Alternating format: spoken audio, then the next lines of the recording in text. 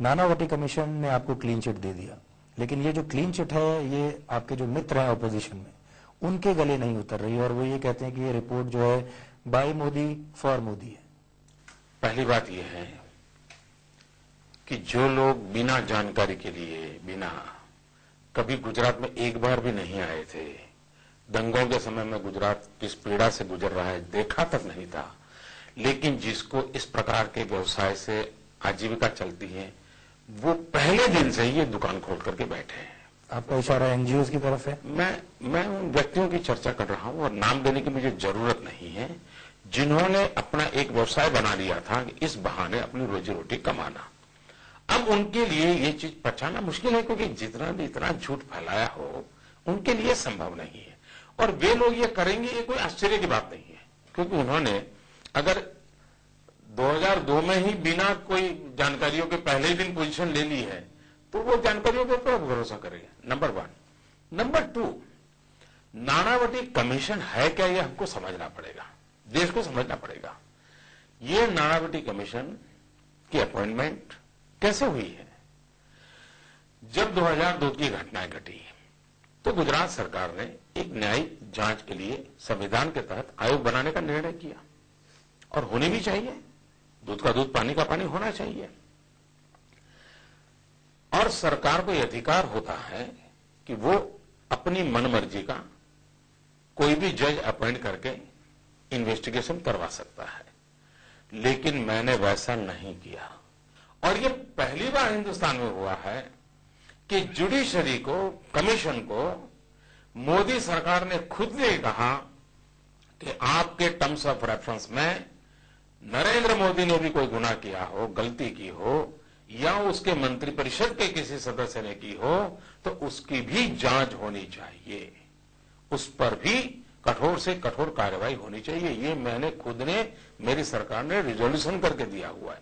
और तीसरी बात है, इस कमीशन के सामने कांग्रेस पार्टी पेश हुई है, ये सारे एनजीओ पेश हुए हैं, ये सारे इंडिविजुअली जो अपने अवार्ड लेने के लिए कुछ न कुछ करते रहते हैं वो भी पेश हुए हैं, बहुत बड़े बड़े एडवोकेट्स उसमें पेश हुए हैं। कोई ऐसा नहीं है जो ये कहे कि भाई हमको शिकायत करने का मौका नहीं मिला, ऐसा नहीं है, सब है। यही वो पूछ रहे हैं, फिर भी आपने कैसे मैनेज कर लिया? पहली बात है, मैनेज करने से नहीं होता है, और अगर हम हमारे देश की न्याय व्यवस्था को इस प्रकार से मजाक उड़ा करके 6 साल पहले से जो झूठ चलाया है उस झूठ को सच करने के लिए पूरी न्याय व्यवस्था को ही हम कटघरे में खड़ा कर देंगे तो फिर देश में हमको कोई माफ नहीं करेगा, संविधान भी हमको माफ नहीं करेगा। और जो लोग मोदी को सजा कराना चाहते हैं, अभी तो कमीशन का काम चालू है, उन्होंने और जोर लगाना चाहिए, अभी तो रिपोर्ट बाकी है। तो एक प्रकार से मोदी को बदनाम करने वाली ताकतों के लिए अवसर मिला है कि भाई ये मौका है, चलो नानावटी कमीशन का जो असली पार्ट आने वाला है उस समय तो अभी से मैनेज करें, कुछ कोशिश करें, उनको अवसर दे रहा हूं मैं।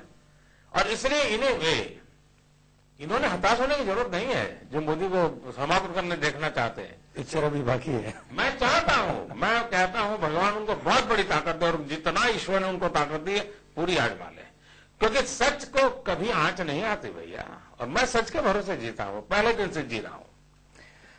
जब ये क्लीन चिट आपको मिला, आपके लिए कोई इमोशनल मोमेंट था? क्योंकि पीछे 5-6 साल में, 7 साल में आपके ऊपर जो आरोप लगे, और ये आरोप सिर्फ व्यक्ति विशेष नहीं, सुप्रीम कोर्ट ने भी कई टिप्पणियां की इस बार, आपको याद होगा। जब ये पूरी रिपोर्ट आई, जस्टिस JS वर्मा, उन्होंने कहा आई एम शॉक्ड, उन्होंने ऐसा कहा। वाजपेयी जी जब प्रधानमंत्री थे तो उन्होंने एक इंटरव्यू में कह दिया था, राजधर्म वाली बात, वो बयान दे दिया था। यानी एक पूरा माहौल बना था आपके खिलाफ, और जिसको जब मौका मिला उसने आरोप भी लगाए। आपके लिए एक ऐसा क्षण था जब आप थोड़े इमोशनल हुए हों कि मैं पहले दिन से सत्य के भरोसे चला हूं, और जब मुझे सत्य पे विश्वास हो, मुझे ईमानदारी पे भरोसा हो, तो मैं पहले भी डिस्टर्ब नहीं हुआ था, तो आज मुझे उछलने की जरूरत क्या है? ये वो विषय है जिसको लेकर अमेरिका ने आपको वीजा देने से इनकार कर दिया था। अमेरिका ने वीजा दिया नहीं दिया, पहली बात है कि 2005 में उन्होंने ये निर्णय किया। अभी तो मैंने वीजा मांगा नहीं है, तब भी वो बयानबाजी कर रहे हैं। इसका मतलब यह हुआ कि जैसे हिंदुस्तान में एक टोली की मेरे कारण रोजी रोटी चल रही है, शायद मुझे लग रहा है कि अमेरिका में भी एक छोटी टोली है जिनकी रोजी रोटी का कारण भी मैं बना हूं, तो मेरे लिए आनंद का विषय है। उन लोगों को कुछ कहना चाहेंगे आप इस क्लीन चिट के बाद जिन्होंने आपके ऊपर आरोप लगाए थे? जी नहीं, मुझे कुछ नहीं कहना चाहिए। मैं तो चाहता हूं कि वो अपने रास्ते पर सत्य को समझे, सत्य खोजे।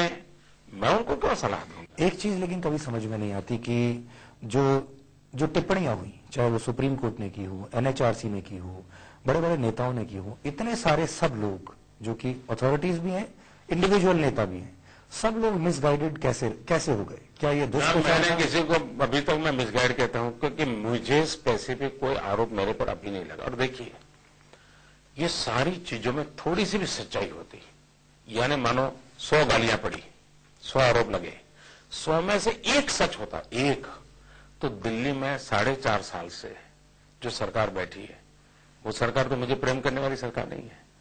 उनके पास सारी सत्ताएं हैं, सारी शक्तियां हैं। क्या मुझको फांसी पे नहीं लटका देते क्या?